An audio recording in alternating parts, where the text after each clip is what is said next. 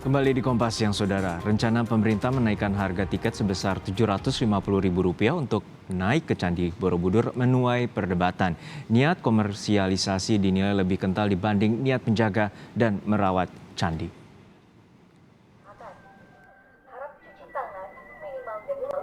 Candi Borobudur dibangun pada abad ke-9 di masa Raja Samaratungga dari Kerajaan Mataram kuno. Mahakarya arsitektur Buddha yang terletak di Magelang, Jawa Tengah ini jadi bahan perdebatan publik saat ini. Yang naik ke candi kini rencananya mesti membayar Rp750.000 per orang. Selain itu, nantinya semua wisatawan yang masuk ke Candi Borobudur diwajibkan menggunakan jasa pemandu warga lokal. Nah, tadi mengenai Borobudur kita sudah putuskan juga akan membatasi orang naik hanya 1.200 per hari. Kalau orang asing kita kasih $100, kalau yang dalam negeri kita kasih tadi 700.000.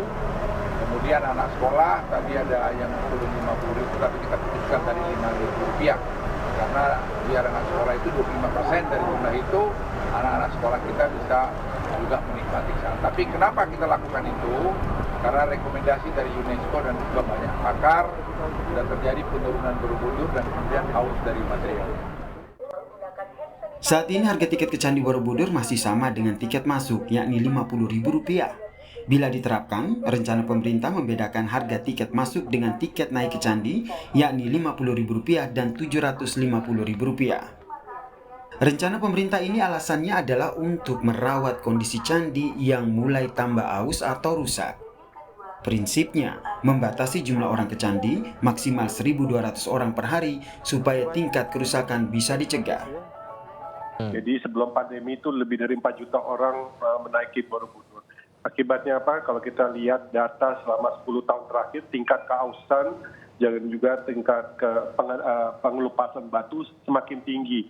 Jadi lebih dari 20-30% ke tingkat, istilahnya kalau kasarnya adalah tingkat kerusakan semakin meninggi dari tahun ke tahun. Padahal kalau lihat dari data yang dilakukan oleh para pakar bahwa carrying capacity dari Borobudur adalah bukan 4 juta tapi hanya 1.200, kurang lebih 1.259 orang. Nah, artinya apa? Harus ada langkah-langkah drastis. Jadi kalau namanya Candi Borobudur kan bukan seperti gedung kalau ada kerusakan ditambal dengan semen.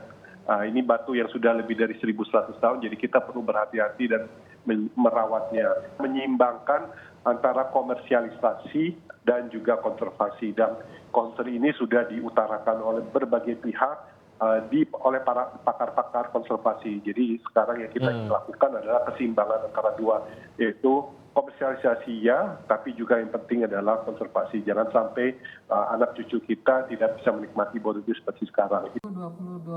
Menurut Odo, cara ini juga dilakukan oleh pemerintah negara lain dalam merawat warisan budaya bangsanya.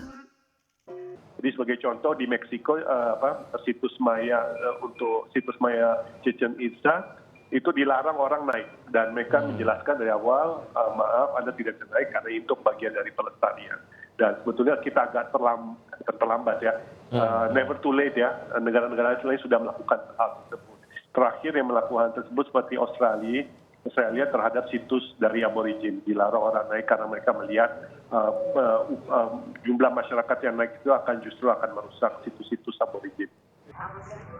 Tapi, harga tiket masuk yang melonjak dinilai seolah lebih utama ketimbang niat untuk melestarikan budaya bangsa.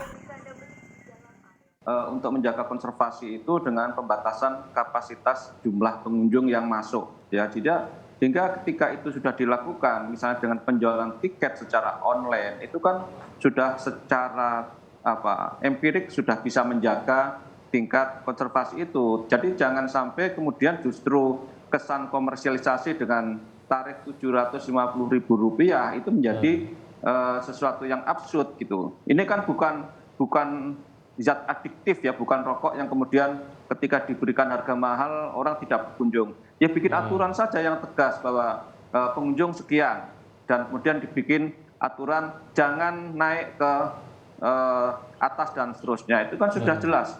Dan itu lebih manusiawi dibanding menerapkan tarif yang sangat tinggi bagi masyarakat. Sementara itu, para pengunjung punya pendapat yang berbeda-beda. Saya setuju dengan kenaikan tiket itu.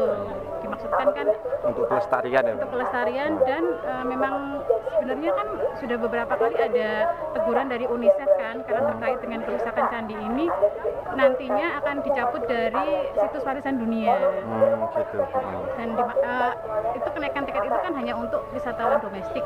Sementara untuk pelajar kan 5.000 kan. Iya. Jadi dimaksudkan nantinya candi ini memang hanya untuk penelitian, laboratorium pendidikan gitu kan ya. Kalau sebagai pengunjung 710 kayaknya lebih agak mahal sih Mas. Kalau misalnya mau dinaikin ya nggak harus 700.000 Kak.